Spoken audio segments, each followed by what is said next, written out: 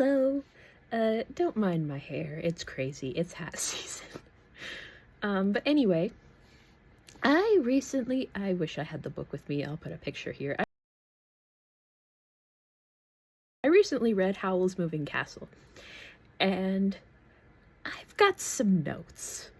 It was a great book. I read it in under a week, which is awesome for me because I no longer have the ability to read for more than an hour or two in a row. Younger me could read for like 6 hours straight. It was probably a bit concerning. But anyway, I have some notes. Mostly I have notes for Howl. Now in the movie, he's really sweet, and yes, he's a little bit of a coward, but he has this big old redemption arc. In the book, he's like he's a player, but he's not like, he like makes girls fall in love with him by courting them, and then just ghosts them, is the best way I can put it. And he and Sophie don't get along whatsoever. She's just there, and he just doesn't kick her out, but he complains about her all the time, and she kind of complains about him too. And then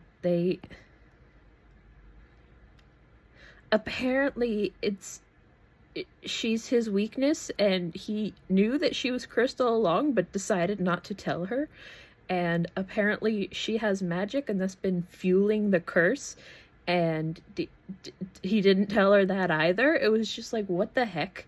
And then it gets to the end, and he's like, do you want to live happily ever after? And she's thinking about it, and she's like, it's going to be probably we're going to annoy each other. It's going to be hard. And then she's like, yeah, why not? And then they're just like staring at each other all lovey-dovey while people are trying to talk to them, and they're ignoring everybody. And then they only stop being in their own little world when Michael announces that Calcifer is back. And then the book ends. There is nothing. I'm sorry. You go from hating each other to hating each other and annoying each other to, hey, you want to live happily ever after? Okay.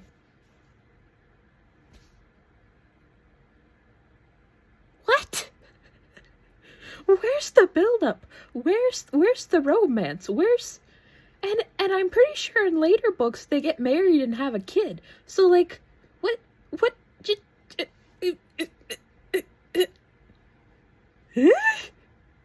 it makes no sense to me.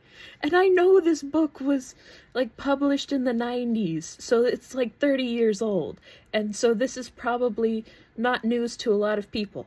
But it is so weird. The movie is so much better.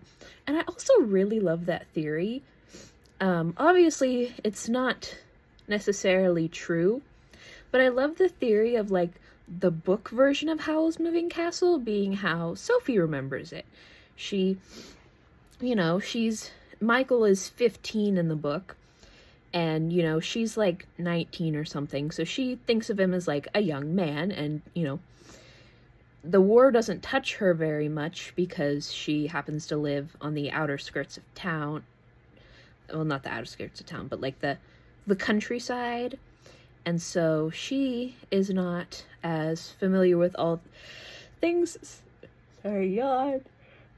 She's not as familiar with all the things that are happening with the war and all that stuff. But then movie is supposed to be like Howl's version of it, because the war is certainly more prevalent, because it is a very big part of what he is dealing with right now. And he thinks of Michael as a kid because he's like in his very late I want to say he's like 26 or 28. He's like, so he thinks of Michael as little baby, which is why he looks to be like 10 in the movie. And I just love that theory.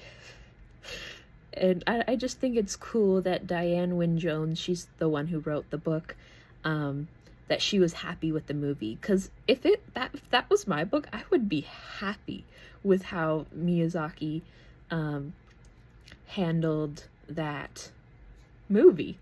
And what's really cool is that it was also not the book, but the movie was actually released my birth year. I'm not going to tell you what that is, but you can look it up. It's in the early 2000s. I'm 19. You do the math.